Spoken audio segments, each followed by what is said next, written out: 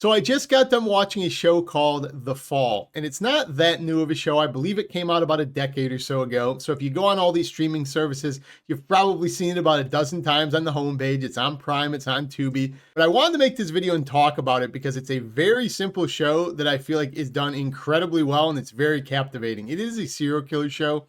A lot of people on my channel, they like scary stuff, thrillers, serial killer documentaries we talk about. So I figured I'd put some people onto that. Stick around. I'll explain it a bit without spoilers, of course.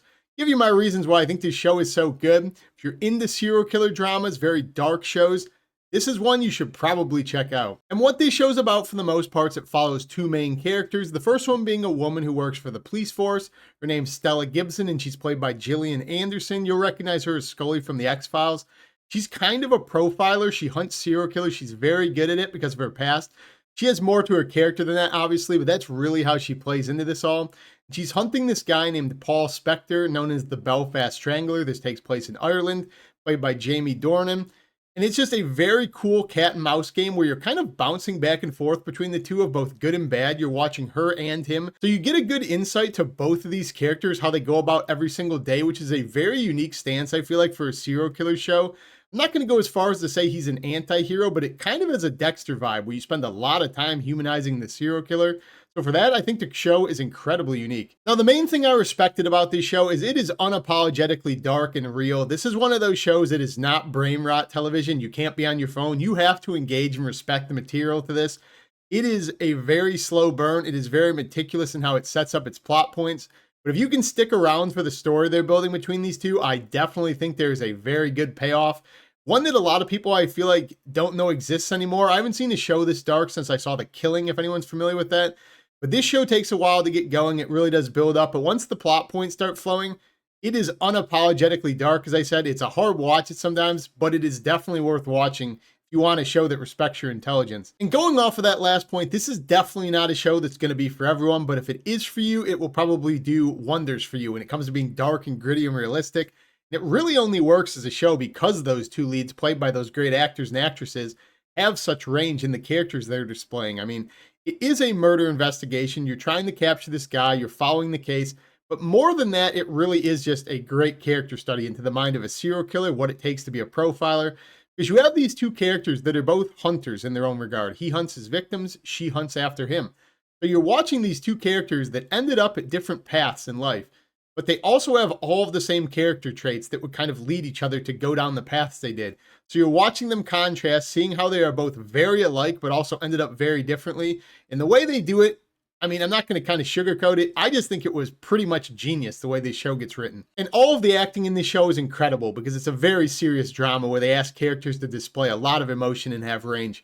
But what makes this show so powerful and realistic feeling is that all the characters, including these two I'm going to get into, are incredibly flawed characters. Like even the good person, Stella Gibson, him, the bad guy, there's so much flaw to all of these characters. It really does make them a lot more relatable and like realistic in the way they're depicted. They don't feel like characters written for screen. They feel like characters that would have these problems as they're navigating life. They're navigating this case.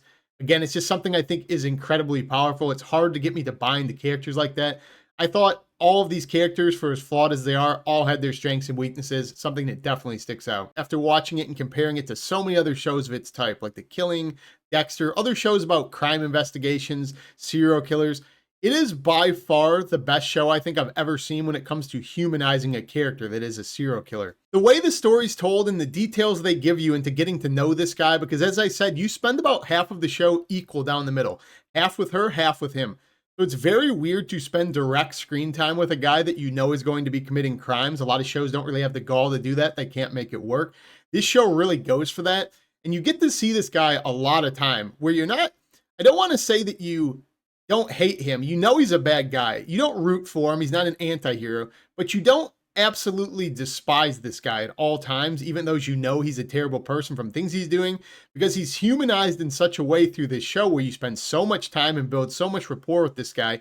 You get to know him outside of his heinous acts. You get to kind of understand his backstory, understand why he is the way he is. There's just so much done to build this character up that makes you understand, sympathize even at times, so that you don't totally dismiss him as just a terrible psychopath. And that is very powerful when you can get the viewer to be put in that moral dilemma in a bind where you know what right and wrong is. You know how you should root. But there is definitely a little bit of gray area to this as a viewer when you're watching this guy being an incredibly loving dad to his children a lot of the time. He's a grievance counselor. He's doing a lot of good aside from all of the terrible stuff he's doing. And you can definitely separate that and say he's a terrible person. But the way the show is depicted and the way the story is written, you watch him and progress and say things about how he was sick the first time he did it. And once he got over the hurdle, he became, like he was accustomed to doing it. It's kind of like when he took the next leap. There's just a lot of elements that make it feel a lot more realistic and relatable and connectable as a viewer than a lot of these stories do. And that's what I think is really the sell to this and what makes it kind of scary compared to a lot of these shows. You also get to see a lot of the show from his perspective when he's talking to other characters, building connections with them, how he gaslights and manipulates things because you know the other side of him that other characters don't know. So the way he converses and he can kind of string people along and confuse them, and he can just, recall events in a certain way to kind of manipulate people. You just are there for the whole ride. So you're getting a weird, twisted look into the mind of a guy when he's trying to do these heinous acts, when he's not being a good guy. And then you just have this almost heartbreaking dynamic between him and his daughter, where the daughter just loves him as a dad. He's such a good dad to her, but she doesn't understand what other adults are saying and like how he's off a little bit. So you have that whole family dynamic of what the wife and the daughter are going through in terms of how they used to view him, how they don't really know the real him. And again, it just humanizes this guy that you're supposed to loathe. But there are elements to his character when you understand his backstory and some of the good he can do. It makes you feel that even the most evil people didn't necessarily end up that way, except for certain reasons. And they have certain characteristics about them that don't make them irredeemable. It's just the bad stuff that outweighs the good because he has good qualities. Now, when you get into the other side of the investigation and you get into the police force trying to hunt for the Belfast Strangler, Paul Spector, the guy we just talked about, you have Gillian Anderson who plays Stella Gibson, and she's this very complex and layered profiler. And she just doesn't understand the compassion for this guy. She sees him as a sexual predator, manipulative, and narcissist. So again, it puts that level of doubt in your head. Is everything we've seen of him being a good person legitimate? Is that part of his character? Is he just manipulative, narcissistic? A lot of layers to this. She is just dead set on catching this guy, and the case is very personal to her. Her character sticks out as like an alpha woman within the police department because she's in a male-dominated field, but she sticks out as like the lead agent who's incredibly good at her job. And this is incredibly personal to her, as I said, because of her past, and she will basically stop at nothing to fulfill this case. She'll build rapport with him, she'll break protocol, she's willing to endanger herself or colleagues. She is basically willing to stop at nothing when it comes to getting this case done. That is how personal it is to her. Again, adding a level of realism to the show because you know that there are things personal to everybody who is flawed, and they can make errors on the case and they can make errors towards other people when things do become emotional and they can't stay objective. She also has a very interesting contrast to Paul Spector, as I said, because she's very similar to him in which she is never satisfied. She kind of has it all. She's very successful in her career. She's very attractive. She has men wrapped around her finger, but she needs to hunt these people. That's basically her purpose. She gets off almost on catching these people. It's like proving her worth, being an alpha. So in that sense, she's not that different from him. She really needs to do this. It's like an urge to her, the same way he has his urges. So again, you're kind of bouncing back and forth between the two, realizing they're not that different. And in a different world, she could have ended up in a terrible situation, just like he's kind of in. I also found this show to be very simple technically, but also very effective because it focuses a lot on heavy zooms and slow zooms in on these people during very intense conversations, making them feel even more claustrophobic and intense than they are during this investigation. And the score of this is also, I would describe it a ton of different ways, like haunting, brooding, serene. There's so many adjectives to this.